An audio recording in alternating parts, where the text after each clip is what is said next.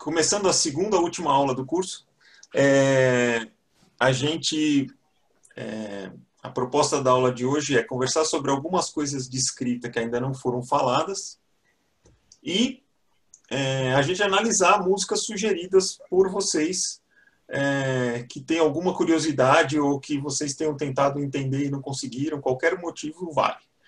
Então, vou começar com esses últimos conteúdos e depois a gente parte para as músicas. Certo? Então, o que a gente ainda não falou, a gente fala pouco, na verdade, nesse módulo, é sobre as alturas. Essa parte a gente só cita, a gente fica escutando música e sentindo as alturas, mas sem sistematizar nesse módulo. Mas a escrita, eu já queria mostrar para quem não conheceu, para quem conhecer, comentar. Né? Como é que se escrevem as alturas? A gente falou muito das durações, né? Das figuras rítmicas, etc. Então, as alturas, historicamente, várias civilizações tentaram escrever alturas de música. Aparentemente, a primeira coisa que é uma escrita musical é lá no começo da escrita, lá na Mesopotâmia, tem uma oração lá do Nabucodonosor, que tem as palavras e tem uns sinais em cima das palavras que aparentemente indicam uma entonação para ser dita aquele texto. Então, possivelmente uma escrita musical. Tem isso no Egito, tem em alguns lugares. Os gregos, Grécia Antiga, é onde nasceu o nosso sistema de música. E eles tinham um sistema super complexo de escrita de música, tinha um jeito de escrever as durações, tinha um jeito de escrever as alturas para o cantor, outro jeito de escrever as alturas para os instrumentos, tinha uma série de formas. Mas da Grécia, nós trouxemos só os nomes das notas, em termos de escrita. A gente trouxe todo o conceito, mas o jeito de escrever evoluiu de outra forma. Então, nós trouxemos os nomes das notas. Como é que os gregos nomeavam as notas? Eles tinham uma série de nomes de funções das notas. Mas quando você põe numa certa sequência, dá uma escala, então a primeira nota tinha um nome, a segunda tinha outro nome e tal. Como funções. Mas as notas mesmo que encaixavam nessas funções, eles chamavam por letras do alfabeto, alfa, beta, gama. Né? E foi isso que a música da Idade Média pegou. Então, as notas musicais acabaram sendo chamadas de A, B, C, D, E, F, G. Então, nós temos o que hoje nós chamamos de notas musicais nomeadas com letras. Essa é a escrita mais antiga de nome de nota, são as letras do alfabeto. Num determinado momento ali, lá para o ano 1200, se eu não me engano, um monge musicólogo que cuidava da música para o Vaticano, né, um monge chamado Guido, da cidade de Arezzo, Guido d'Arezzo, ele procurou sistematizar um monte de coisas em música. E uma das coisas que ele fez foi: vamos mudar essas letras para alguma sílaba que seja mais fácil de cantar, porque naquela época a música era toda cantada, os cantos gregorianos, esse tipo de coisa. A música que interessava para a igreja, que eram os hinos. Era isso que era sistematizado. A música de rua tinha N formas que não interessavam, não eram escritas, eram só de ensino oral, né? Transmissão oral. Então, ele pensou em trocar os nomes das notas por sílabas para facilitar o treino dos cantores, facilitar o solfejo. Como fazer isso? Vamos pegar uma música conhecida, em que haja essas notas todas, o A, B, C, D, E, F, G, e vamos trocar o A, B, C, D, E, F, G pela sílaba que estava lá. Então ele pegou um hino que, coincidentemente, começava cada verso com uma das notas, A, B, C, na verdade, C, D, E, F, G, A, e falou, a partir de agora, vamos usar essa sílaba como nome dessa nota, para a gente solfejar. Então, o texto que ele usou é esse texto aqui, que eu vou compartilhar com vocês agora. Era um hino a São João Batista.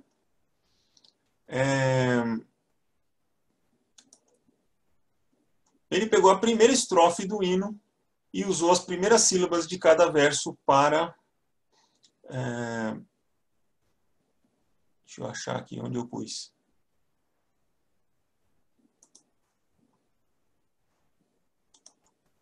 Aqui. Primeira sílaba de cada verso para nomear as palavras. Deixa eu botar isso aqui inteiro. Isso. Então, a primeira estrofe começava. A nota C era a nota dessa sílaba ut. A nota D era ré. A nota E era mi. A nota... Peraí, eu não estou enxergando ela aqui. É isso mesmo. Opa, peraí que eu já vou tocar. A nota F era o Fá. A nota G, a sílaba era Sol. A nota A sílaba era Lá. E a nota B não tinha. Então, cada sílaba dessa nomeou uma nota e, aparentemente, S e J, que se pronuncia Iohannes, né? Sankt Johannes em latim, virou Si. Uma nota que não estava aqui. Então, o hino é assim. Opa, peraí. Eu acho que eu esqueci de compartilhar o áudio. Sim, esqueci.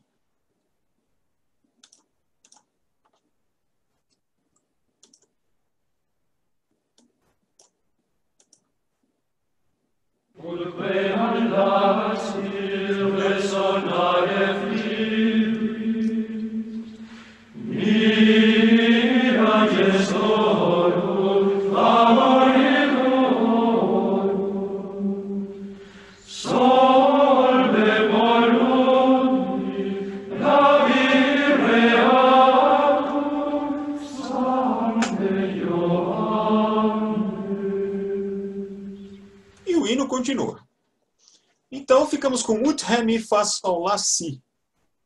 Duas considerações a respeito. Quando a gente falava A, B, C, D, E, F, G, começando pela nossa atual nota Lá, dava um som assim. A, B, C, D, E, F, G. Uma escala menor. Que dá dá uma sensação de mais fechada.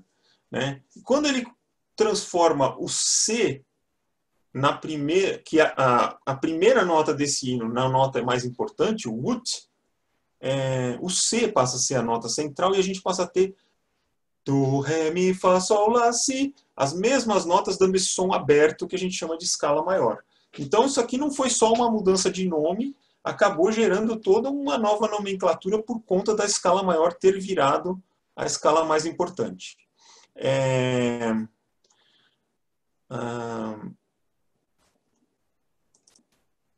Então, daí para frente ficamos uns 500 anos, 300, 400 anos usando isso, até que alguém falou assim, olha, ut também lá não é grande coisa se você está preocupado em solfejar. Então, o ut foi trocado para dó por outro musicólogo italiano chamado Giovanni Doni. Pode ter sido a primeira sílaba de Domini, né, que tem a ver com a cultura católica, mas os livros registram que o Giovanni Doni parece que escolheu Dó para se auto-homenagear. Giovanni Doni virou Dó. Então ele, muito menos modesto do que o Sr. Guido d'Arezzo, resolveu dar o nome dele para a nota. Então, Dó, Ré, Mi, Fá, Sol, Lá, Si. esses dois sistemas convivem até hoje. As notas nos países anglo-saxões e nos países germânicos são até hoje chamadas de A, B, C, D, E, F, G. Então, se você vai falar uma escala para um americano, você vai dizer que a escala é C, D, F sustenido, G, A, B. Você não vai usar os nomes latinos. Para eles, os nomes latinos do Ré, Mi, Fá, Sol, Lá, Si só são usados para solfejo. Então, o cantor que vai treinar, ele vai fazer Do, Ré, Mi, Fá, Sol, né? Nos outros momentos vão ser as letras. Nos países latinos, em português tenho certeza, em espanhol acho que também, em francês acho que também, as letras não são usadas para nomear. A gente chama as notas de Dó, Ré, Mi, Fá, Sol, Lá, Si, Dó. Mas as letras são usadas no sistema de cifra, aquele sistema de montar acordes. Então você tem a letra A simbolizando o acorde de Lá maior. Então, em inglês, em alemão, o A é o Lá maior, tanto quanto é a nota Lá. Só o contexto é que vai diferenciar. A gente não, a gente usa Dó, Ré, Mi, Fá, Sol, Lá, Si, Dó para as notas, A, B, C, D para a cifra, sendo que a gente não chama o A de A maior. A gente chama de Lá maior. A gente olha para o A e fala Lá. A gente só fala a letra em português, pelo menos no Brasil, quando a gente está como se fosse soletrando o acorde. DM7. Em vez de falar Ré menor com sétima, você está dizendo o que está escrito. Aí você fala D. DM7, AM7, tudo bem. Mas A menor com sétima não tem. Então, até hoje os dois convivem e com essas funções diferentes. Tem gente que tem preconceitos contra... Tá cada vez menos, mas preconceitos contra as letras, porque no Brasil, como isso apareceu depois só para acordes, o pessoal ficava falando que cifra é coisa de quem não sabe ler partitura, que esse negócio de ABC não tem nada a ver. Isso era apenas ignorância. O ABC é anterior, o ABC são os nomes das notas tradicionais, e a cifra simplesmente é uma releitura da cifra erudita que usava para fazer baixo contínuo, que usa para fazer análise de música. Foi uma adaptação disso para a escrita de jazz e de música popular no século XX. Então, o ABCDE e Dó, Ré, Mi, Fá, Sol. Isso são os nomes. Fala, Mário. E se você pudesse falar só rapidamente essa questão que para mim ainda é um incógnita, que é essa coisa do DM sétima. O que quer dizer um Ré com sétima? O que quer dizer esse... o que isso significa? Qual que é? É uma escala? O que é? Tá então, esse eu não posso falar agora. Não pode. Porque essa história é bem comprida, ela chama-se Harmonia 1, é o curso do semestre que vem. Então, se você está curioso sobre isso, basta se inscrever no Harmonia 1 e você vai ter tudo sobre isso. Sei, porque vão ser as notas que vão harmonizar, é isso? Você pode... Não posso te contar agora. Você está no caminho certo, mas se eu começar isso daí, nós vamos até a meia-noite. Então, é um curso e olhe lá. Tá bom? Mas tem a ver com que notas formam o acorde. É isso que significa o M, o 7, o bemol 13, não sei o quê. Ele vai descrevendo que notas tem nesse acorde. Você aprendendo o código, você saberá que notas formam o tal do acorde. É isso que significa. Tá? Mas você ia dizer qual nota que a gente fala a nota e não a letra, ou vice-versa? Qual que é? Você falou que a gente fala... é só quando a gente se a gente lê o A, a gente fala Lá, mas tem uma que a gente lê e fala B. Não. É só uma situação em que a gente está dizendo os sinais em vez de falar. Em vez de eu falar Lá menor com sétima e nona, eu às vezes falo AM79. Que eu estou falando as coisas que estão lá e não falando em português. Aí a gente fala AM79. Mas fora essa situação, sempre a gente vai usar... Você lê a letra, mas fala a nota. Exatamente. Você lê o A, mas fala Lá. Exatamente. O único cuidado é em textos em inglês, em alemão, se aparecer A, aquilo pode estar significando um acorde ou uma nota. Tem que olhar o contexto, tem que tomar cuidado. Certo? Muito bem. E aí... Fala, Pedro. O americano, quando ele vai ler uma pauta, Aham. Tá lá, bolinha preta ali no lugar do Aham. dó. Ele lê si ou lê dó? Lê si, quer dizer, a pronúncia de C em Eu sei, inglês. tá. Sim. Desculpa, era isso que eu quis dizer. C de Ele si. lê no Tá. sentido de se ele for te falar, se ele for te conversar sobre aquela partitura, ele vai falar que é o C, é o D e tal. Se ele for solfejar a partitura, cantar, Ah, dó, mi, ré, dó, aí ele provavelmente vai usar os nomes latinos. Tá? Nesse exercício de ler a partitura, daí sim aparecem os nomes latinos. No dia a dia, se você chamar o C de dó e tal, vai ficar uma coisa meio esquisita, porque eles não usam para isso. Certo? Muito bem, mas isso é só nome. Isso aí não está simbolizando as alturas de verdade, as frequências. Né? Então, como é que a gente simboliza as frequências? Aí tem uma historinha, vou contar rapidamente a historinha de como chegamos no que a gente usa hoje para simbolizar as frequências. A historinha é a seguinte: a gente falou agora que música escrita, o importante é que fosse um jeito de escrever. Aliás, a música começou a ser escrita por causa da música cantada sacra. Né? Então,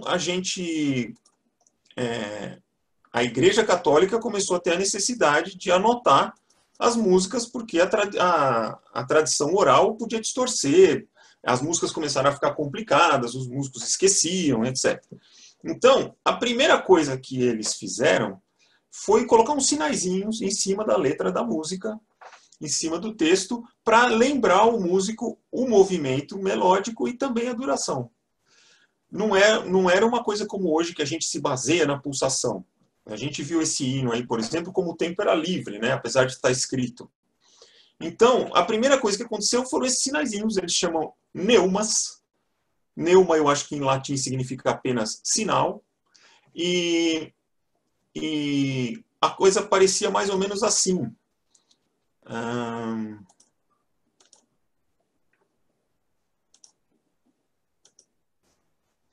Onde estás? Aqui.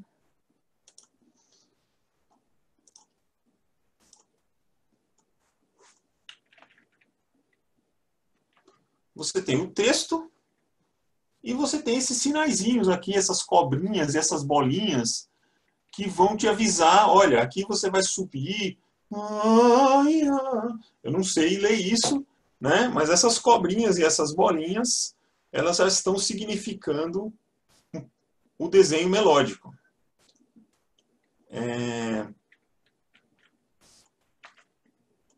Aqui um outro exemplo dessa. Aqui a gente já enxerga até um certo padrão, né? Tem até um certo parentesco, já começa a aparecer um pouquinho com a nossa. A gente mal consegue ler esse texto, né? Nem essas letras a gente consegue ler, que dirá essas neumas. Mas o pessoal, os musicólogos, os estudiosos, conseguem chegar a uma conclusão do que significam esses sinais. Então, neumas para te lembrar o contorno da melodia. Depois, num determinado ponto, além de fazer o desenho, aparece uma referência. Porque a gente vai começar a cantar música, precisamos cantar a mesma altura. Essa mesma altura precisava ser memorizada, mas também podia ajudar no papel. Então, um escriba da Academia Francesa teve uma ideia genial. Passou uma linha vermelha e falou, aqui a gente vai dizer qual é a referência. Normalmente a linha vermelha era o dó, às vezes era o fá ou era o sol. Então,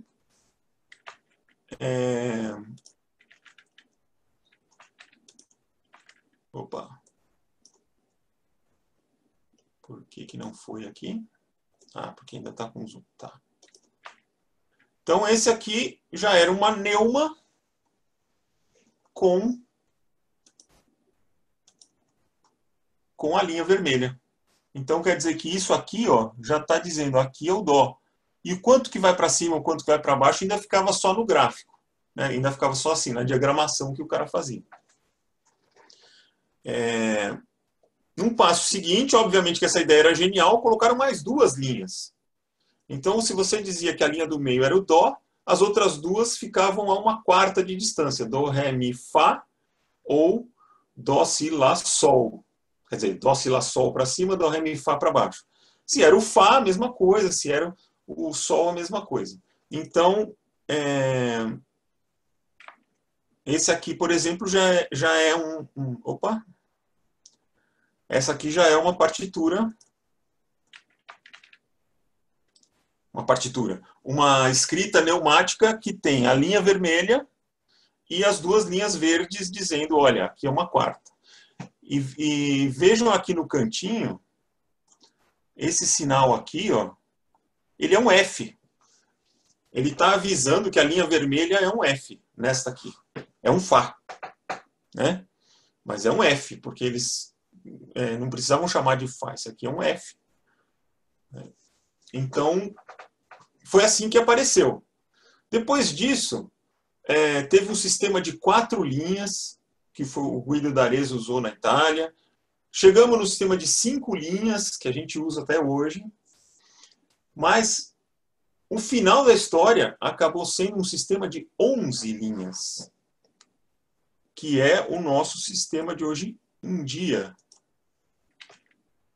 que é o chamado endecagrama. O endecagrama é um sistema de 11 linhas, em que você tem uma linha central, aquela linha vermelha lá do começo, ela virou uma linha imaginária. A linha central, onde ficaria a nota Dó, esse Dó é chamado de Dó central.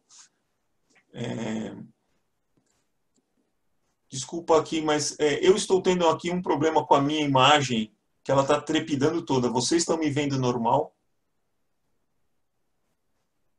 Sim? Então tá. Então, tudo bem. Então, este é o desenho que a gente usa hoje em dia.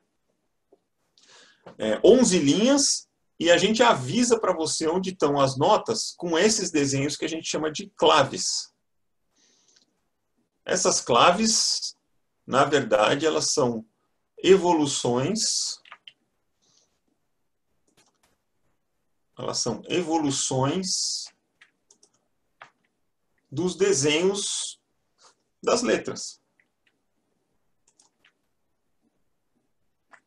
Então, as letras Fá, C e G, que viraram o Sol, o Dó e o Fá, F, C e G, foram evoluindo para uns desenhos mais simplificados, depois para uns desenhos mais rococó, chegamos no desenho que a gente tem hoje. A clave de Sol, a clave de Dó e a clave de Fá. Elas estão lá no endecagrama para pontuar para você aquela linha como referência.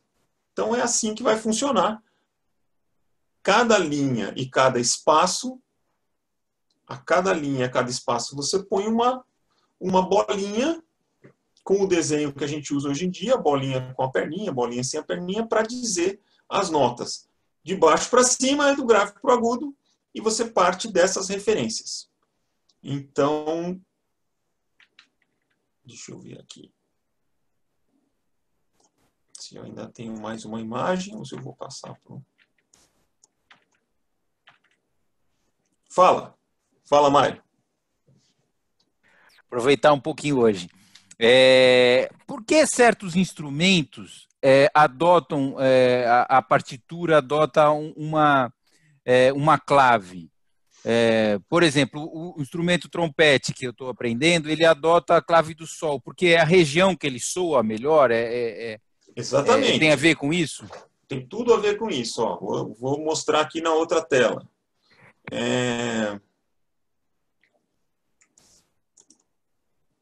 Espera aí. Aqui.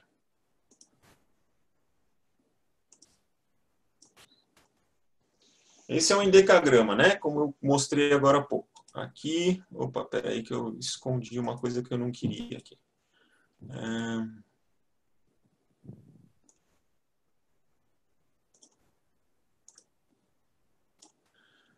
Aqui estão as 3 claves. Isso aqui vai do grave para o agudo. Certo? Então, instrumentos graves estão tocando nessa região aqui. Instrumentos agudos estão tocando nessa região aqui. Então, você usa um pedaço do endecagrama de acordo com o lugar que o seu instrumento soa ou que a sua voz soa. Então, durante um tempo, você tinha, por exemplo, você queria essa região aqui, deixa eu achar aqui a minha chavinha. Vamos dizer que você está nessa região aqui, ó. Essas 5 linhas aqui que são as que interessam para você. Em vez de eu escrever as 11, que só o piano, a harpa leem, eu pego essas 5, coloco elas aqui, e aí eu te aviso, olha, essas 5 são essas aqui. Como é que eu sei? Ah, porque opa, desculpa. Porque a clave de Dó está aqui. Se a clave de Dó está aqui, este é o Dó central, e estou aqui nesse lugar. Então, de acordo com o que eu coloco aqui de sinalização, eu te digo qual grupinho de 5 notas eu estou pegando. Então, a clave me indica que região eu estou pegando. É como se ela fosse uma... Ela indica uma janelinha, né? São 5 linhas que são uma janelinha do endecagrama. E eu tenho que enxergar uma clave para dizer qual é a janelinha que eu estou. Então, hoje em dia, a clave de Dó está caindo em desuso. Só alguns instrumentos de orquestra usam a clave de Dó. E a maioria dos instrumentos foi jogado ou para a clave de Sol ou para a clave de Fá. Então, a gente só usa hoje em dia a clave de Sol e a clave de Fá, basicamente. E aí, o que a gente faz hoje em dia? A gente adapta o instrumento para cair numa das claves. Se o instrumento não cai redondo numa clave, a gente transpõe o instrumento. Em vez de ficar cada um com uma janelinha diferente, a gente faz o instrumento cair na região que interessa. Eu estou falando isso porque você toca um instrumento transpositor, né, Mário? Fazer a transposição do piano, né? Que você Isso. A transposição do piano, por exemplo, o Si é o Dó o Si no piano, acho que é o Dó no trompete. O Si bemol. Né?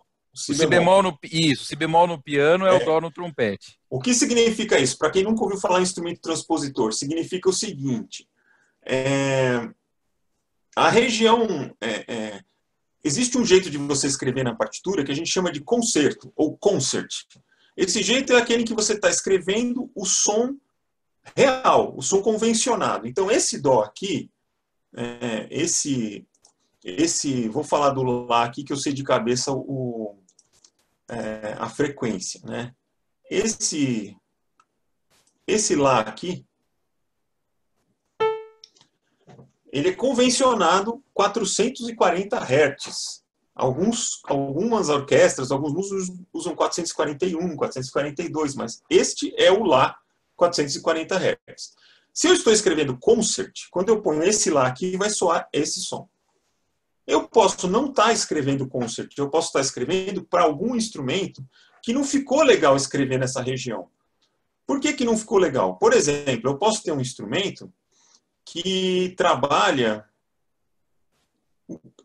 quase o tempo todo aqui, nas linhas suplementares, que aliás eu não falei, pode continuar esse troço quanto quiser, só que aí a gente só põe um pedacinho de linha. Então, se eu tenho todo o tempo eu estou trabalhando lá em cima, eu falo, pô, que saco, eu vou trabalhar sempre assim, aí eu faço o quê? Vamos combinar uma coisa? Vamos fazer o seguinte, quando for essa nota, eu vou escrever aqui uma oitava abaixo.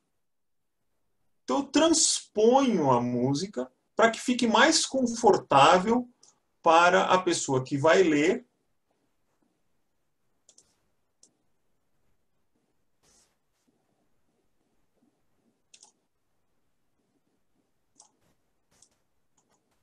Pronto, já chegou mais perto. Vou reduzir mais uma oitava? Pode ser, eu faço o que eu achar conveniente. Então, eu quero, basicamente, o princípio da escrita é assim. Eu quero que a região mais fácil de ler, essa aqui das linhas, seja também a mais fácil de tocar do seu instrumento, a mais corriqueira. Então, o que acontece? Se eu tenho uma região complicada de ler nas notas mais fáceis, eu vou ter um problema de ensino. Quando você estiver aprendendo a sua primeira notinha no trompete, você já vai ter uma nota toda esquisita para ler lá no sistema. Era legal que fosse uma nota fácil de ler. E também, pô, no dia a dia, o que vai mais acontecer são essas notas, é melhor que elas sejam fáceis de ler. Então, a transposição mais fácil é essa de oitava. O baixo, por exemplo, é um instrumento transpositor. A Patrícia faz aula de baixo, Pedro. São instrumentos transpositores. Então, Ana Lia, que toca piano, sabe quando você chega com a mão esquerda lá, naquelas últimas teclinhas lá? Então, o baixo de 4 cordas, ele chega naquele Mi, que é o primeiro Mi que aparece no piano. E o baixo de 5 cordas, ele chega no Si, que está quase no fim do piano. Você sabe que no piano, essas notas aparecem tudo aqui embaixo, né? Opa, aqui embaixo. Se o baixista ficasse tocando no lugar onde as notas dele soam, ia passar a vida abaixo da pauta.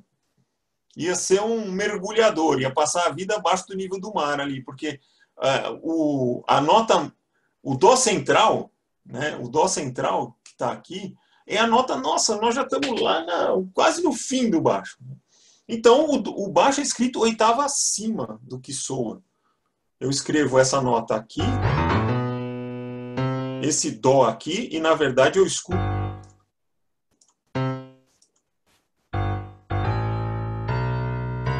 esse. Certo? Essa é mais tranquila, porque o nome fica igual. Né? Então, eu falar assim, olha, o meu instrumento eu estou tocando, mas ele está oitava acima. Como é que eu descubro isso na partitura? Antigamente, você punha um oitinho embaixo da clave para avisar isso. Hoje em dia, nem se faz isso. É de acordo com o instrumento. Você toca baixo, se a partitura está escrita lá baixo, o pianista, quando for tocar, precisa pôr a mão uma oitava abaixo para soar o som que precisa. Se está escrito piano, o contrário, o baixista que não pode sair lendo aquilo onde ele costuma ler, ele tem que ler aquilo oitava acima. Né?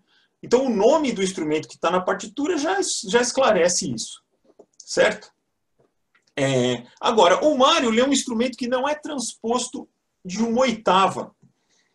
Os instrumentos de sopro, eles têm uma característica que é a seguinte. Imagina você, instrumento de sopro é tubo, né? Então, cada vez que você tem um tubo de um comprimento diferente, você tem notas mais graves ou mais agudas.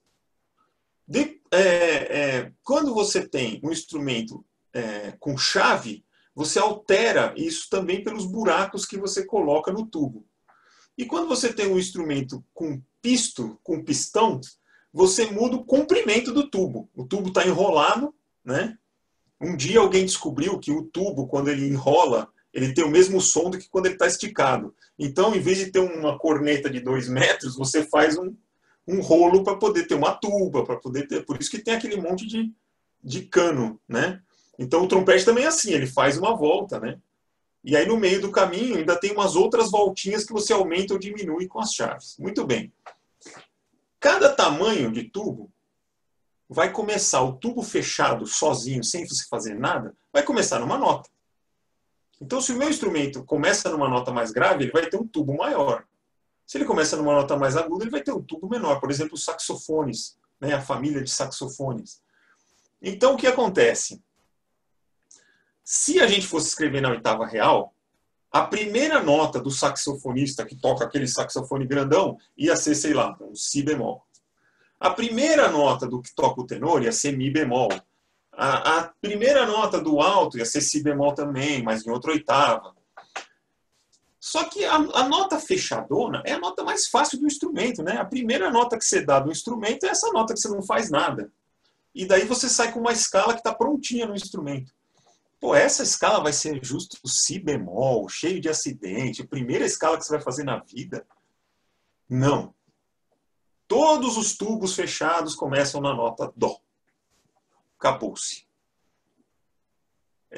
Nota Dó, então quer dizer que o saxofonista que está com um tubão assim, na partitura dele está escrito Dó, soa si bemol. O outro que está com um tubo menorzinho, na partitura dele está escrito Dó, só que o som é mi bemol. O outro está com... O som é diferente. Então, todo mundo vai pegar um saxofone e vai fazer... Só que para um vai soar... Para o outro vai soar... Para o outro vai soar... Todo mundo está escrito Dó, Ré, Mi, Fá, Sol, Lá, Si, Dó. Isso é um instrumento transpositor. É aquele que você tem o nome da nota diferente para facilitar a leitura, para facilitar a escrita. Então você lê um instrumento em si bemol, é isso? Então, e aí, o que acontece? Oi! Pode entrar aí na aula, não tem problema. O que acontece? Você precisa olhar para a partitura e tem que estar lá escrito si bemol ou trompete. Você só pode ler partituras em si bemol, senão vai sair com outro som. Certo? Mas quando a partitura está em si bemol, é uma festa, porque vai estar tudo lá, Dó, Ré, Mi, Fá, Sol, Lá, Si, Dó, bonitinho, né? Sendo que para o pianista aquilo lá é si bemol, mi bemol, não sei o que lá. Certo? Então, tem essa coisa. Eu falei tudo isso por quê? Porque em vez de a gente ficar mudando a janelinha, hoje em dia a gente encaixa o instrumento. Ou na clave de Sol ou na clave de Fá. É assim que está ficando. Quase todos os instrumentos estão assim. Sobraram alguns poucos que leem clave de Dó. Vozes não se escreve mais para clave de Dó. É sempre clave de Sol ou clave de Fá quando são os baixos, barítonos baixos. Certo? Fala, Pedro. Quer dizer, se eu olhar uma partitura da mesma música, da mesma melodia, é o pentagrama, né? Igual. Só que você está dizendo que a nota escrita Dó, quando o Dó central ali, do piano, por exemplo, vai estar escrito Dó também para o pistão. Não, não está naquele Dó tracinho, não? Não, se você tiver o mesmo som... Isso, a mesma melodia, eu quero dizer, a mesma melodia. Então, a mesma melodia vai estar escrita com notas diferentes. Porque no trompete, aquela melodia não chama Dó aquela nota, chama Si bemol. Sim. Né? Então, a mesma melodia tem que estar escrita diferente. O inverso, se você tiver a mesma partitura, vão sair duas melodias em alturas diferentes. Então, se o trompetista pegar uma partitura de piano desavisadamente e sair tocando, vai ficar tudo desafinado, entre aspas. Vai ficar tudo uma segunda para cima ou uma segunda para baixo. É uma tristeza. Não, eu entendi. Você não sabia que isso era assim? Não sabia. Pianistas não têm que se preocupar com isso. Porque o piano é a mãe de tudo. Ele vai para todo lado. Mas não, e o som e a escrita é igual à nota do piano. A escrita é a nota do piano. A escrita concert. O violino também lê concert, outros instrumentos também lê concert. E o regente? Como é que ele fica nessa? Não pensei nisso. Ele fica que ele tem que saber tudo isso. Porque o melhor jeito de você ver todos os instrumentos não é você estar tudo em concert e cada um tá tocando a sua partitura. É estar escrito para você igual tá para ele. Então, você abre uma partitura de um maestro, você olha assim e fala, nossa, tá todo mundo tocando a nota Dó. Mentira. Um tá tocando Dó, um tá tocando Mi bemol, um tá tocando Si bemol. Tem um monte de Dó, mas cada um... E o cara sabe o que cada um daqueles significa. E tem que saber. Por quê? Porque se eu tô aqui, eu vou ter que pensar para dizer, fulano, o seu Si bemol ali você está desafinando. E sendo que aqui está escrito Dó, não, já está escrito Si bemol aqui. É uma loucura. Eu não sou regente, eu admiro. Porque o negócio não é fácil. Não, né? Então, só para eu entender essa loucura aí. Quer dizer, tem uma partitura lá, o pianista está lendo Dó lá, aquela bolinha preta com o tracinho, ele vai lá no Dó e pá. Quem está tocando o pistão vai ler a mesma nota, só que ele vai tocar o Si bemol, é isso? Ele vai soar Si bemol. Sim. Vai soar Si bemol. É isso aí. Tá, isso. entendi. Se eu quiser que ele toque o Dó, eu tenho que escrever Ré. Sim. Então, se a Ana Lia, o Mário e a Patrícia e você, todo mundo tiver que tocar a mesma nota, olha que legal que vai ficar, ó. Vai ficar assim, ó. Vamos fazer com o Dó central, que é o, né? Então, vamos lá. Se eu for tocar aqui, ó. Ana Lia está tocando o Dó da clave de Sol, que é o Dó central. Esse aqui. Certo? Para o Mário poder tocar esse Dó, e agora eu nem sei em que oitava que é, hein, Mário? O Dó central para vocês é uma segunda mesmo ou é mais para cima ainda? Não sei se eu vou falar bobagem aqui agora, fiquei em dúvida. Mas digamos que seja só uma segunda. Para o Mário, eu vou ter que escrever isso aqui. Para sair o mesmo som. Para o baixo, eu vou ter que escrever isto aqui. Não, aí eu estou lendo Ré. Aqui eu estou lendo Ré. Esse que você pôs aqui, eu estou lendo Ré. Mas vai soar Dó. Entenda-se Dó. Ah, sim, mas eu vou atrás do Ré. Você vai tocar a nota Ré, mas vai soar Isso. Dó. Se vocês quatro tiverem que tocar a mesma nota, mesma nota, som, tá. Então aqui nesse caso aqui eu estou suando, eu penso em soar Ré, mas eu sei que o piano vai tocar Dó. Se você tivesse desenhado aqui um Si bemol, eu ia tocar Dó. É isso, né? Ah, não, é o contrário, você tem razão, eu escrevi errado. É isso. Eu escrevi errado, desculpa. Estou confundindo vocês. Tem que ser um Si bemol, não um Ré. Isso. Você toca Si bemol e vai soar Dó. Quando você toca Dó é que soa Ré, olha aí, viu? Isso. E o piano duas notas eu já estou me confundindo. Imagina os caras que tem que reger o bagulho todo. Quer dizer, o piano brincadeira. O piano está tocando Dó e ele está tocando o Si. A altura ele está tocando igual. Deixa eu só colocar aqui o acidente. A altura ele está tocando igual. Só que para ele vai escrito assim. E para a gente poder tocar essa mesma coisa? Si bemol, isso mesmo. E para a gente poder tocar essa mesma coisa no baixo? Bom, no baixo, o Dó central, tá vendo o Dó central? Ele ficaria aqui, né, no alto da clave de Fá, certo?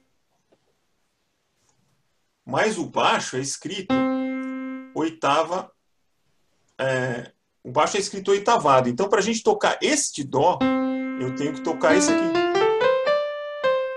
Esse é o Dó central para o baixista. Não é esse que está logo em cima da clave de Fá. Porque a partitura do baixista é oitavada, para não ficar lendo nos graves muito mal. Então, no agudo também vai lá para cima. Então, olha só. Piano, trompete, baixo.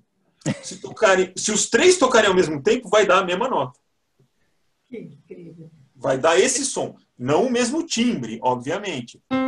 Né? Quer dizer, um baixista elétrico tocando essa nota, né? Vai tocar aqui em cima. Ó. É uma nota super aguda, está quase acabando o baixo. Esse é o Dó central, a nota central do piano. Já estamos lá em cima. Né? Agora, o nosso problema é o grave. Né? Porque todas as notas abaixo disso aqui, ó, todas essas notas estão para baixo da pauta no piano. Então eu ia viver tocando para baixo da pauta. Então todas essas notas são escritas oitava acima. Então eu vou tocar aqui. Você vai tocar pé, lendo o Si bemol. E ela vai tocar plim, som de piano. Todo mundo, cada um com o seu timbre. Mas vai sair a mesma altura. Interessante. Certo? Certo. Mário, você tá mutado, Mário. Esse Si bemol para mim é grave. Peraí. Desculpa. Esse Si bemol para mim aqui é grave. Sim, porque o seu instrumento é agudíssimo. Tá certo. Esse que eu estou falando, talvez seja esse. Talvez seja esse que você tenha que tocar para dar o Dó central. Aí eu não vou me meter. Tá? Patrícia, fala. Não, era bobagem. Eu só ia dizer que eu discordo que o regente tem muito trabalho. Ele fica só fazendo assim. Mas você sabe que esse negócio aí existe uma controvérsia mesmo. Não é uma controvérsia, existe uma assim, eu já vi vários regentes, tem um programa sobre regência que eu gosto pra caramba lá da BBC, que o negócio é o seguinte: reger na hora H é 20% do trabalho. Ah, claro. É 30% do trabalho, é 10% do trabalho. E aquilo tudo que o cara faz, uma boa parte é mise-en-scène. Faz parte da cultura do negócio, né? Porque isso aí ajuda, né? Embora isso seja uma liderança para a orquestra já ensaiou muito aqui. Então, é um lembrete de uma intenção que o regente já sentou com os caras. O pior é na hora do ensaio que você fala, eu quero vocês um pouquinho mais alto e um pouquinho mais staccato. E isso ok, e cada um tem que fazer o que o regente está pedindo. E o cara já tocava aquela música de um outro jeito. Fala, não, né? Não, a minha interpretação é essa. Né? Esse é o trabalho. Aí chega na hora H, tem aquilo. E aí tem cada um tem o seu. Né? Aí, é que nem o guitarrista que faz careta. Né? O violinista, que não sei o quê, quer dizer, uma boa parte dos movimentos é mise-en-scène mesmo, é para te impressionar. Agora, o que o regente de fato precisa, tem momentos em que o regente é necessário. Né? Não dá para tocar sem, é o momento que muda de andamento. Né? Espera, quando ele fizer assim, vai entrar todo mundo. Senão não entra todo mundo junto. Né? Quando você tem... quando você fica muito tempo sem tocar, espera-se de um músico experiente que ele saiba a hora que ele tem que entrar de volta pela deixa, ouvindo a música. Mas o regente tem a obrigação de dizer para ele, é agora, é você. Porque pode acontecer uma distração. Né? Então, você ficou lá um tempão sem tocar e se distraiu, e agora? Quando é que eu entro? Eu não conheço bem essa peça, o regente está lá regendo, ele tem que avisar. Lá vem você, agora vocês aí atrás. Por isso que eles ficam fazendo esses gestos assim e tal, para um naipe, para o outro. Mas quase dava para tocar sem ele, depois de ter ensaiado muito. Quase dava.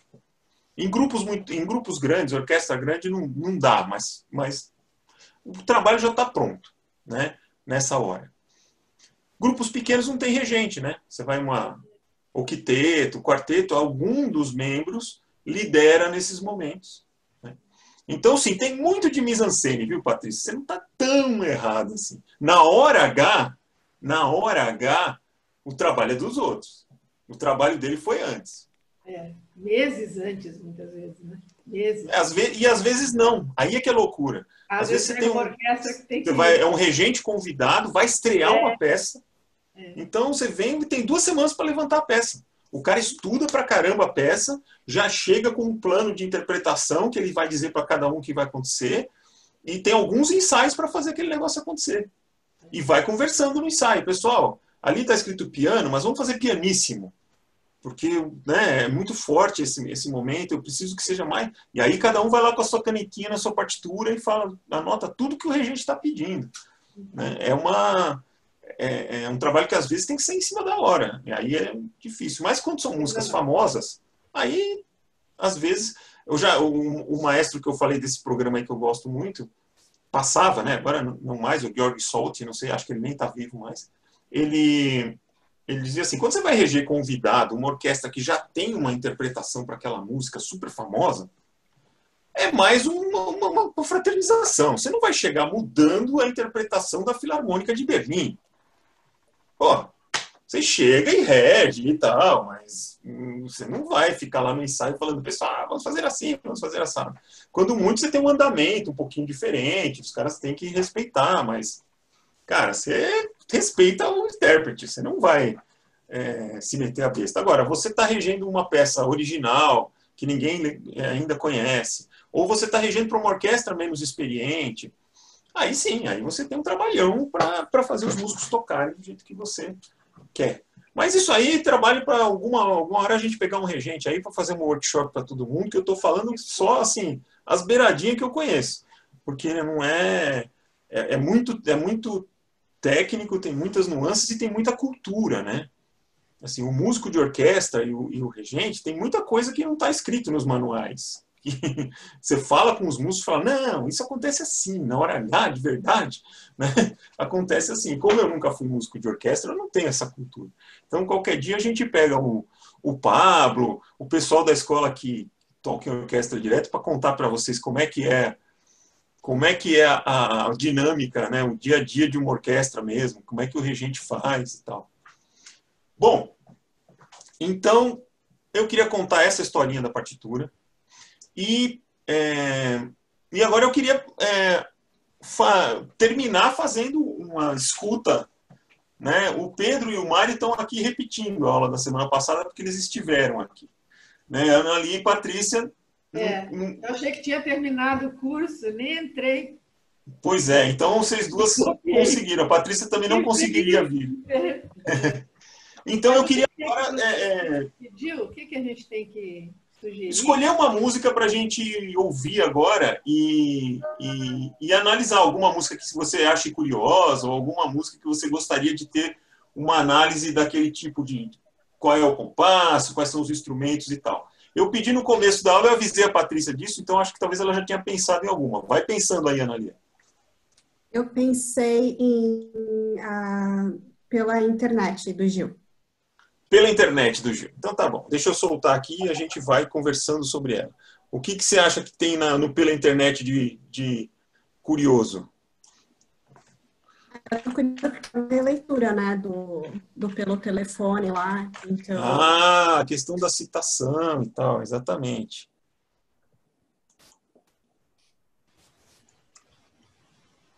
Então, deixa eu compartilhar aqui.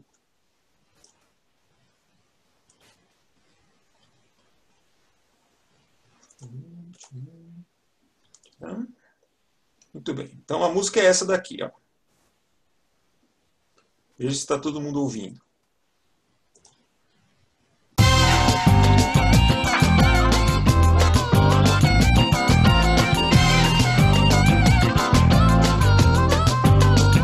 Criar meu website, fazer minha homepage. Com quantos gigabytes se faz uma jangada, um barco que veleje? Criar meu website, fazer minha homepage.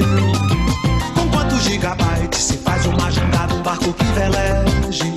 Veleje nesse infomar, que aproveite a vazante da infomaré, que leve o muriqui do meu velho orixá ao porto de um disquete de um micro.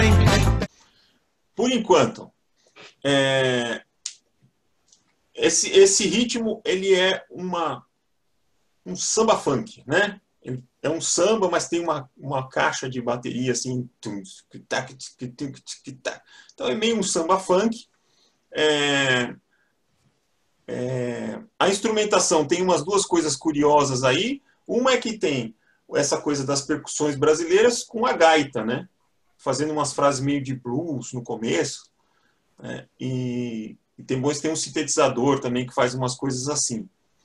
E aí vamos pegar aqui, vamos ouvindo juntos, pegar a pulsação, pegar a acentuação e a subdivisão dessa música. Vamos lá. Gigabyte se faz uma jangada, um barco que veleje. Veleje nesse infomar, que aproveite a vazante da infomaré, que leve o muriqui do meu velho orixá ao porto de um disquete de um micro em Taipé. O acento veleje nesse infomar, que aproveite a vazante da infomaré, que leve meu e-mail lá até Calcutá. Depois um roadway quaternário, mas num site de Helsinki para abastecer.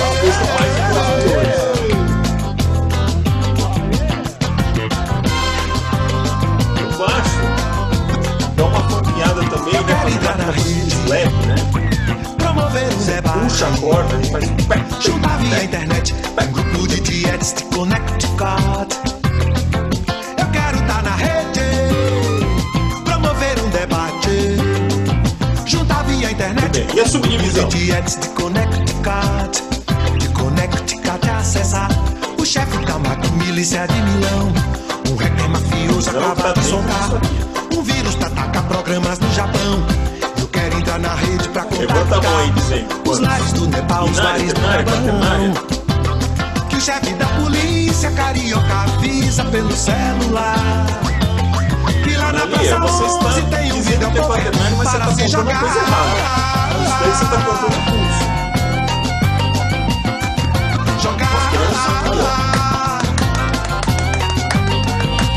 Essa subdivisão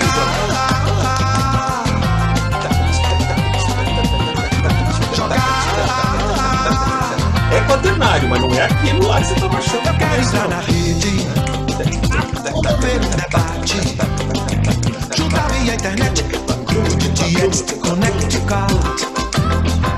Eu quero estar na rede, sendo que tem a dica, né? Promover um debate, sendo que tem a dica. É samba ou funk, tudo isso tem subdivisão quaternária por natureza, né? Então já dava para você intuir que a subdivisão deveria ser quaternária. Mas aqui, taca, taca, taca, taca, taca, taca, taca, taca, taca, taca, taca, né? Então, subdivisão quaternária de samba. O que a Patrícia falou no começo tem a ver com a letra, né? E com um pedaço da melodia. Essa música, o Gilberto Gil fez na época em que a internet estava começando a se popularizar. E aí, na hora do refrão, ele faz uma citação aquele que é tido como o primeiro samba gravado, né? Foi a primeira música gravada que no rótulo, no selo do disco, vinha escrito samba como gênero, né? Que é o Pelo Telefone, né? E o Pelo Telefone, ele é um samba de pequenas frases da realidade carioca daquele momento, 1908 ou 12, sei lá, comecinho do século XX. E o telefone era uma novidade, né? Então o telefone era uma inovação tecnológica que os caras enfiaram dentro da letra, né? Então, originalmente, o refrão do Pelo Telefone diz assim, como é que é? E o chefe da polícia, pelo telefone, vem anunciar que na Praça 11 tem o quê? Tem um... Videopoker. Não, videopoker é o do Gil. Na Praça 11 tem uma roleta, sei lá, tem um cassino para jogar, alguma coisa assim. Quer dizer, era uma brincadeira, porque a polícia avisava que tinha um jogo clandestino que você podia fazer na Praça 11. Né? E aí o Gil, nesse daqui que ele está falando de novas tecnologias, ele pegou a melodia igualzinha do Pelo Telefone e colocou e fez uma nova letra, fez uma paródia, né? Fazendo uma citação do Pelo Telefone. Para quem não conhece o Pelo Telefone, a música funciona. Mas para quem conhece tem outro significado, né? Então dá uma ouvidinha nesse pedaço aqui, ó. Não tá via internet, um grupo de tietes de Connecticut acessa o chefe da milícia de Milão. Um hacker mafioso acaba de soltar um vírus que ataca programas no Japão. Eu quero entrar na rede pra contactar os lares do Nepal, os bares do Gabão. Que o chefe da polícia carioca avisa pelo celular. Que lá na Praça 11 tem um videopoker para se jogar.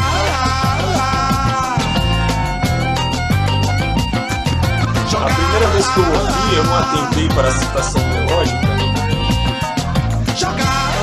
Eu fiquei pensando assim, mas por que ele meteu o videopoker nessa história? Tava tudo high-tech, por que ele foi voltar no videopoker? É porque ele precisava encaixar no negócio de jogar, né? Então ele inventou o tal do videopoker. Então é uma citação. Agora, sabe o que é curioso? É que tudo isso que ele fala nessa letra está quase tão obsoleto quanto o telefone em 20 anos, em 15 anos, né?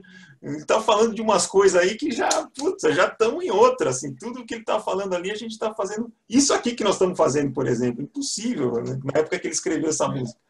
Então, o Gil é um cara que gosta de fazer isso, né? Fazer músicas... Ele faz umas músicas pensando em coisas existenciais, em grandes questões da humanidade, mas ele faz também música para o momento de hoje.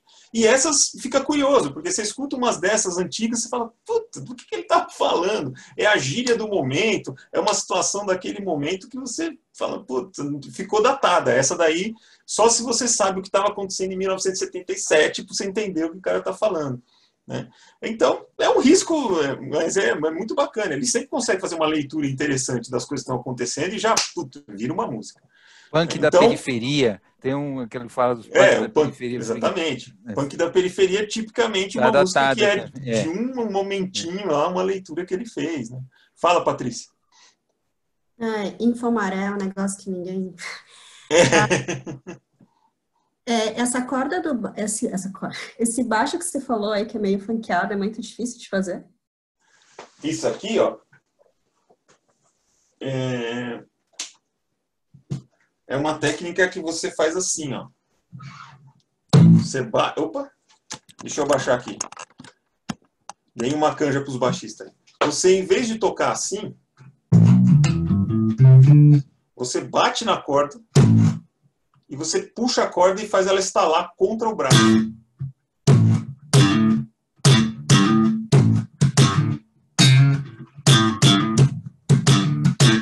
Eu estou olhando para a câmera, não dá para tocar olhando para a câmera. Vocês olham, eu olho para cá.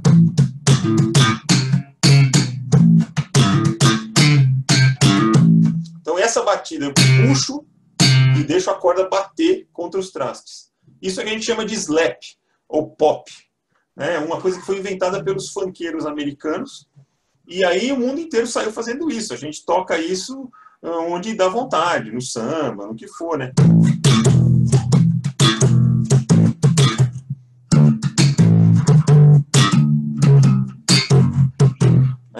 Então, daí eles fazem isso. Ele faz uma coisa que é meio samba, que é assim, né?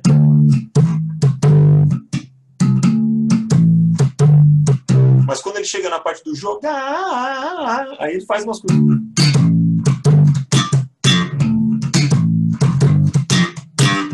Então, é um timbre que ficou meio associado ao funk por conta disso. Você está querendo estudar slap, é isso, Patrícia? Eu não sei nem se eu sei tocar baixo ainda, quanto mais... Não, o slap não é necessariamente difícil. O que acontece é que os efeitos mais interessantes do slap, eles são feitos, na verdade, pela mão esquerda. Essa é uma coisa curiosa, porque eu estou batendo aqui. Se eu não abafar, não fizer umas coisas aqui, vai virando uma baderna. Porque eu não tenho mão aqui para encostar, para abafar, nem nada. Então, o que acontece? Você acaba tendo que ter uma agilidade de mão esquerda. Por isso que a gente não sai fazendo slap para um iniciante. Isso aqui não é de todo difícil. Tem um pouquinho de dificuldade de acertar a mira no começo. Você começa pegando duas cordas e tal, a ideia é você acertar a mira. Mas do lado de cá, você tem que ter uma manha de soltar e voltar para fazer essa nota abafada, depois presa, abafar a corda que sobrou. Quer dizer, é uma coisa que as mãos mexem pouco, cada uma das duas, e dá um super efeito, porque essa faz uma nota, a outra faz um... Então fica... Né? Essa junção é um pouquinho complicada para quem está começando. Não é nem tanto isso aqui. Então, por exemplo, uma linha simples assim...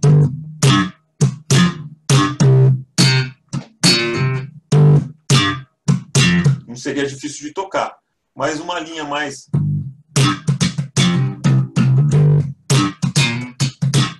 exige um pouquinho da mão esquerda também.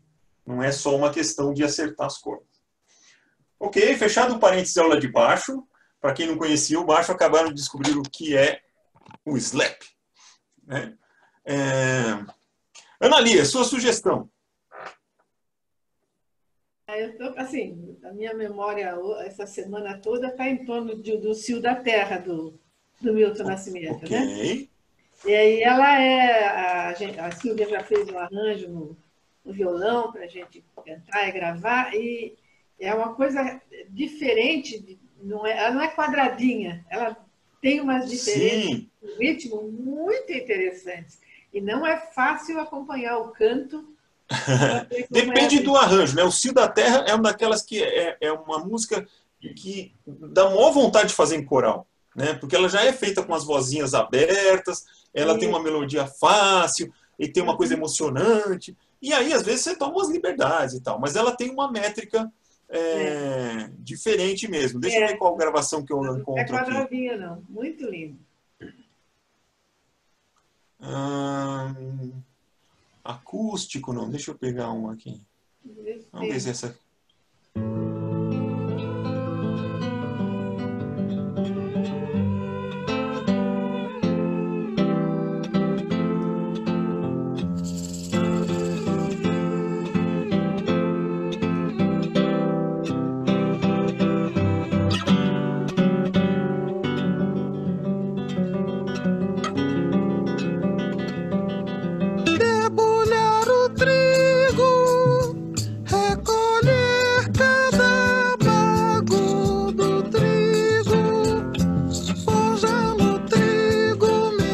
Tá fácil, né?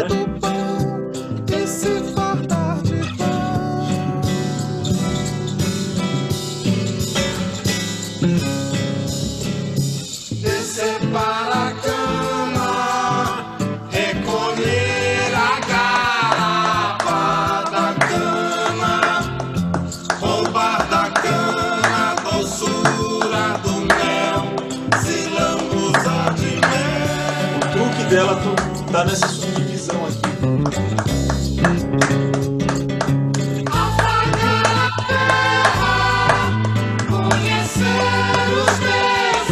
Então, vira e mexe, você tem compassos mais curtos e mais longos.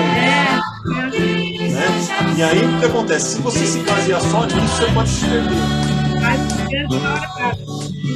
Você vai... Como é que a gente é? Então você tem que estar mais ou menos com isso aqui.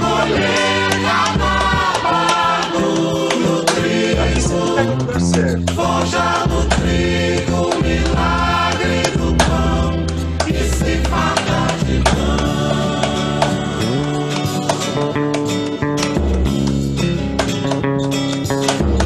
Essa seguradinha do no final pode ser igual.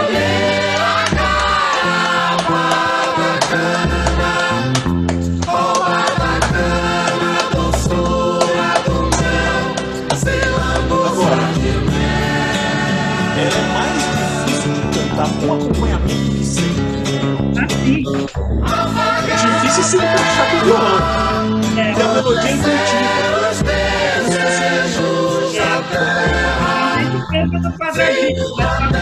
Não, mas é que tá. Não é no quadradinho. A gente não faz o quadradinho quando canta. A gente faz certo. É como se fosse um canto gregoriano.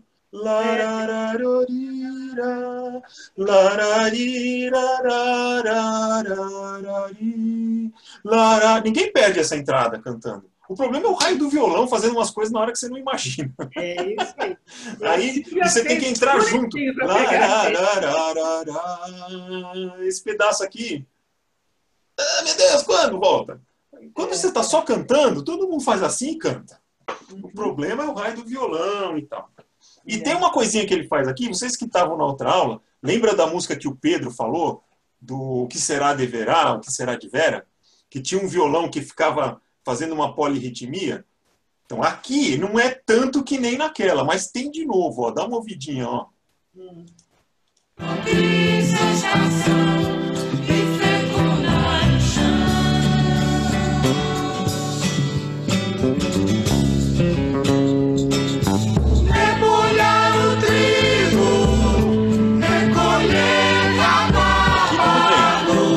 Coisa meio andina, mas dá pra se virar. Forja no trigo, milagre do pão, e se farta de pão. Não, aqui fez quadrado. Descer para a cama, recolher a cama. Você ouviu o violão fazendo isso? Roubar da cama do só faz um pouquinho. Mas é aquele mesmo negócio que aconteceu lá. A gente está pensando assim, e o violão assim. Não ajuda nada. O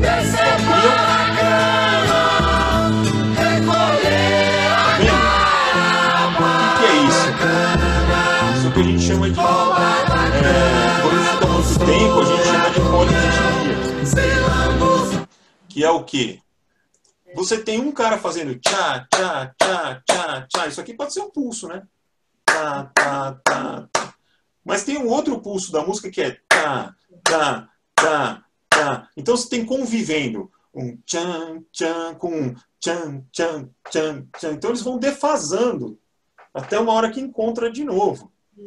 Então isso é muito interessante, mas não é exatamente uma coisa que um apoia o outro. Ao contrário, você tem que estar bem concentrado aqui, senão você vai acabar indo naquele. Né? E para quem está ouvindo, eu faço sempre a comparação, sabe aquelas coisas, aqueles desenhos que a gente usa de exemplo para Gestalt e tal, que é você ter, sei lá, um cálice e dois rostos de perfil. Uma hora você enxerga a forma, outra hora você enxerga a contraforma. Uma hora você vê um cálice branco, outra hora você vê dois rostos em preto. E você não consegue ver os dois ao mesmo tempo. É como se o seu cérebro tivesse que escolher o que é a sombra e o que não é.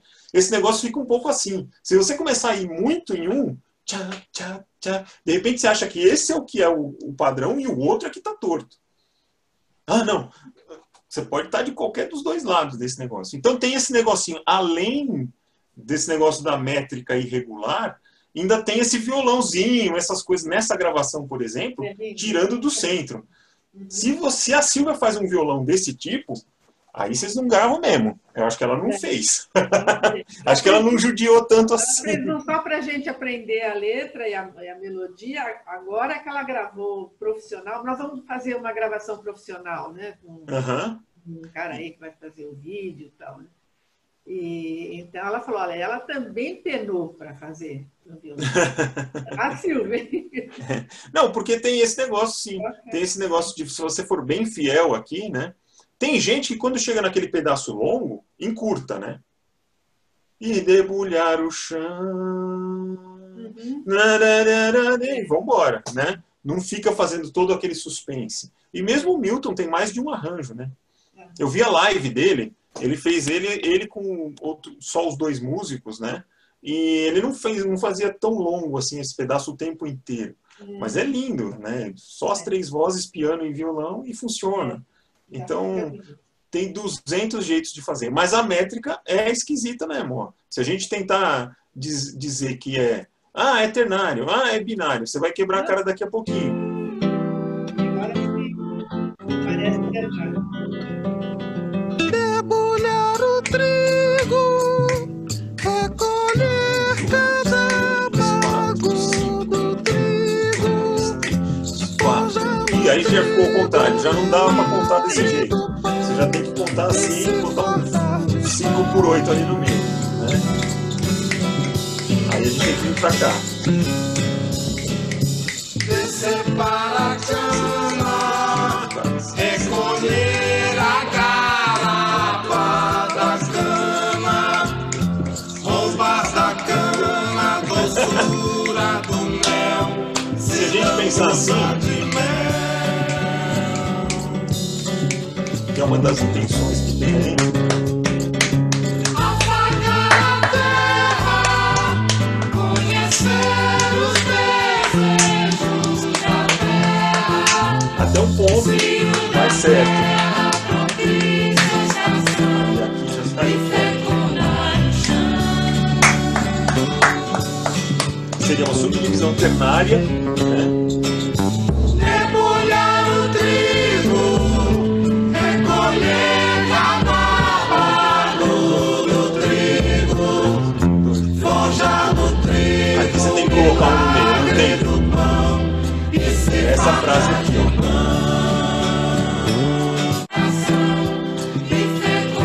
Afagar a terra, conhecer os desejos da terra, cio da terra. Nessa primeira vez que ele fala terra, você tem que acrescentar uma subdivisão para as coisas darem certo. Então você estava vindo 1, 2, 3, 1, 2, 3, 1, 2, 3, 4, 1, 2, 3, 1, 2, 3. Aí dá certo. Trigo, recolher cada bago do trigo, E esse arranjo pior ainda, né? Eles fazem surpresa, o baixo mágica.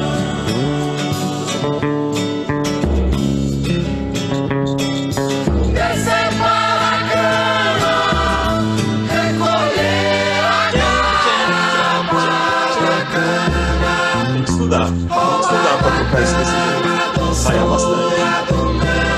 Não sei se vocês já viram o documentário que tem no Canal Brasil, que eles fizeram.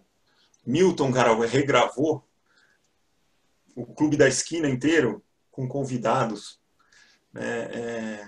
Fez um DVD, um programa, um documentário, tudo que vai sair com isso. E tem lá então, toda a gravação. Né?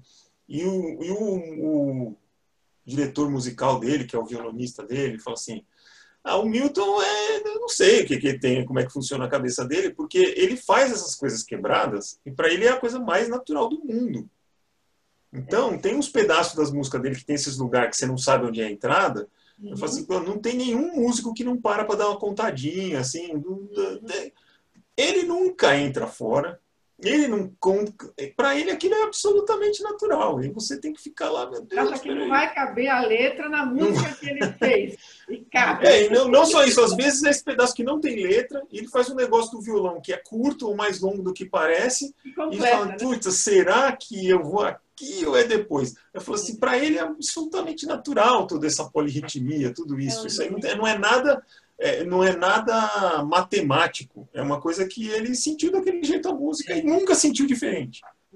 Nunca arredondou a música, sabe? Que muitos músicos fariam isso, né? O que me intriga é a criação, porque ele cria desse jeito, né? Ele não, né? Ele não. E já termina. Ele não fica passando a limpo, volta para trás. Exato. Não, isso eu já não sei. Isso eu já não sei. Mas o que acontece é o seguinte: ele compõe muito no violão, né? Então tem coisas que ele pega uma forminha no violão que ele achou bonita, um ritmo de mão direita que ele achou interessante, e a gente que quer escrever a partitura que se lasque. Problema nosso. Ele fez a música. Ficou bacana. Agora o problema é do diretor musical, dos músicos, dos professores, né? Seu aluno chega e fala assim, tira essa aqui para mim. E você fala, meu Deus do céu. Agora, nesse documentário, ele fala que ele também não sabe. Que ele também acha que é uma coisa que ele também não sabe explicar. Assim. Não é uma coisa instintiva para ele. É uma coisa completamente automática, entronizada para ele. E ele não estudou formalmente música. Né? Esse negócio vem... Ele ouviu muitas coisas do folclore de Minas, que tem essas quebras. Né? Todo o folclore brasileiro tem essas métricas quebradas. Vai de acordo com a letra, pá, começa outra estrofe. Não tem esse negócio de quadratura e tal. Né? Você faz uma música para aquela festa e vamos que vamos. Né? Então, tem muito isso. Quer dizer, é instintivo também, porque culturalmente ele conviveu com tipos de música que te sugerem esse tipo de coisa. Né? Se você só convive num ambiente rock and roll, é mais difícil aparecer um Milton Nascimento. Porque você vai ter que quebrar o paradigma, pirar no negócio sem nunca ter ouvido nada semelhante. Ele ouviu. Existe essa rítmica meio guarânia, isso é uma rítmica do sertão brasileiro, do centro-oeste, do norte de Minas. Então não é tudo que... Não é só porque veio na cabeça dele. Ele teve um repertório também que ele trabalhou, né? E esse negócio do violão é curioso. Porque no violão, às vezes, a gente trabalha olhando para ele e fala, esse formato é bonitinho, deixa eu ver o que acontece. Ficou bonito. E é que soa um acorde sofisticado que um pianista não pensaria em fazer, né, que só funciona nas cordas soltas do violão, e o Milton fez muita música assim. Então, é uma sonoridade muito específica. Aí você põe um ritmo quebrado. E essas aberturas de violão super... que ele olhou, ouviu, gostou e pronto, sem regras. Acabou. Ontem eu tentei fazer no piano para acompanhar essa música, não saiu nada, saiu horrível. Eu falei, meu Deus, onde que ele achou que acorde é esse? Não tenho meia corda no piano.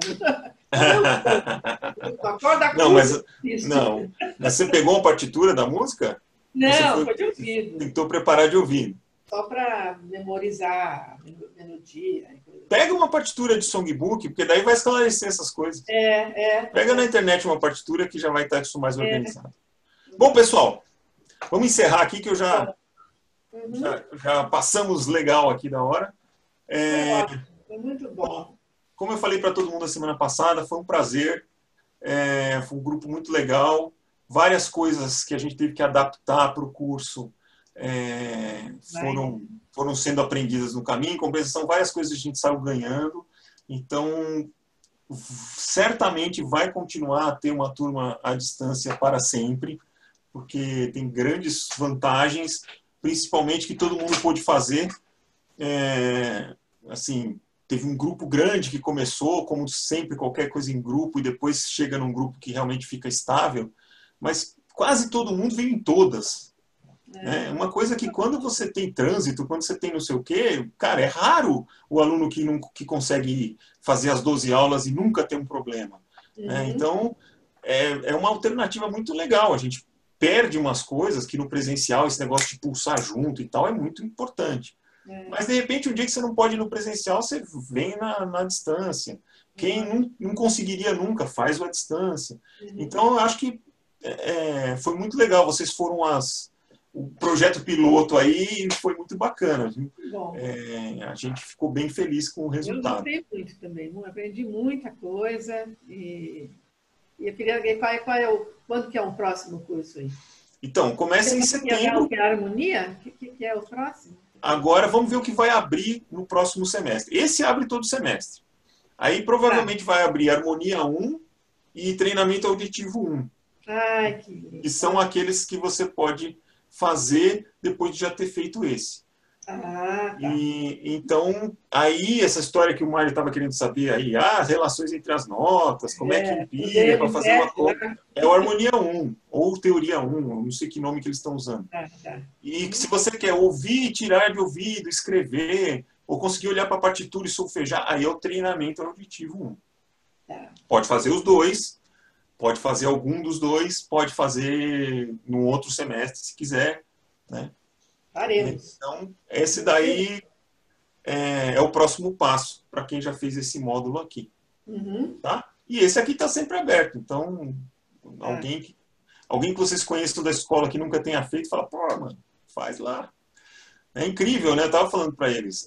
A escola tem um número bem considerável de alunos, mas para você ter uma turma presencial que começa com quase 20, termina com mais de 10, não acontece. No presencial não acontece, você não consegue, as pessoas não conseguem encaixar na rotina, né?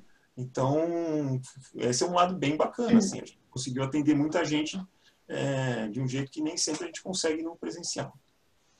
Tá ótimo. Patrícia, alguma coisa a dizer sobre o curso? Porque eu estou pegando opiniões aí para futuros aperfeiçoamentos. Não, eu vou fazer uma pergunta bem fácil para você. Faz. Aula presencial, alguma ideia? Essa pergunta de $1 milhão, é isso? Olha, o negócio é o seguinte, a gente mandou um comunicado para todo mundo, inclusive faz umas 2 semanas, né, que está muito difícil de fazer essas escolhas, né, dado a falta de consenso sobre o que é melhor se fazer ou não. A gente tem claro que a escola tem que seguir o fluxo das instituições de ensino. Então, colégios, faculdades, começando a retomar, aí é um sinal de que a gente pode também pensar do nosso jeito para retomar. De qualquer forma, quando retomar, vamos retomar para quem quiser. Quem não se sentir seguro e quiser continuar à distância, não tem problema, até a hora que quiser. Porque a gente vai estar na escola aparelhado para dar aula à distância. A gente se aparelhou, depois querendo que houvesse uma fase intermediária em que nós estaríamos na escola e vocês não deu, não chegou à fase intermediária. 2 dias depois fechou tudo. Então, a gente vai ter essa possibilidade também. Então a gente vai poder voltar de todas as coisas da escola. Aqui é mais controlável a aula de instrumento, né, que ela é normalmente individual, possivelmente nos horários em que a escola não esteja totalmente lotada, a gente remaneja as salas que não tem janela, joga as aulas para salas que tem janela, esse tipo de coisa. São coisas que a gente vai ter que saber organizar, porque o ambiente de aula de escola de música, o ar-condicionado é dominante, então, mas disso a aula individual é o mais fácil. Aula de banda, aula de coral, aí... Coral é altamente... Coral é o último. Dominador. Né? Coral foi o primeiro que parou e vai ser o último que vai retomar, né? Possível. Então, assim, a gente tem que pensar em coisas ao ar livre, a gente vai ter que pensar fora da caixa aí, mas a gente não sabe. Agora, eu acho, então, assim, já que a gente vai acompanhar as instituições de ensino, eu acho que a tendência é setembro. Está indo para setembro, assim. A gente não volta do recesso agora já presencial, tenho certeza que não. Né? Então, mas eu acho que de setembro também não vai passar. Porque daí, só se acontecer uma tragédia agora, né? Só se essas tentativas de abrir agora, ter um revertério, o negócio vai para o brejo de vez e toca fechar todo mundo de novo. Aí, isso a gente vai ter um tempo agora, essas 2 semanas, a gente vai ter um tempo para saber o que está acontecendo. Mas eu acho que o negócio está mais para setembro. Né? Vamos aguardando e vamos conversando. Então, assim, mas sempre lembrando que é setembro e quem não quiser voltar para o presencial, fique à distância enquanto quiser. Né? Isso não vai ser mais problema. Essas são as coisas que a gente adquiriu, né? Por exemplo, a aula à distância, ela passa a ser um coringa para um dia que você tem que faltar. Né? Um dia que você... Putz, eu consigo chegar na minha casa, mas não dá tempo de chegar na escola. Atrasei meu trabalho. Cara, vamos fazer a distância hoje. Pronto. Você está lá para dar aula, em vez de dar presencial, já pega o computador e dá à distância. Uma aula ou outra, você vai ter menos problema de reposição, menos... Agora que a gente percebeu que funciona, né? Que não é... A gente aprendeu a dar aula, então não é uma enganação, não é um tampa-buraco. Dá para dar uma aula à distância produtiva pra caramba. Então, vai ficar, né? Isso a gente adquiriu esse know-how. A gente, eu digo, professores e alunos, né? Tinha gente que já sabia fazer isso, mas era uma minoria. Agora todo mundo está tendo que se virar, né? Então isso vai continuar presente. Mas eu acho que de setembro não passa a gente voltar a ter aula presencial. Deus te ouça. Verdade. Muito bom. Senhores, muito obrigado. Adoramos. Kleber, parabéns. Tá? Foi muito interessante. Obrigado. Adorei. O grupo também, gente muito simpática.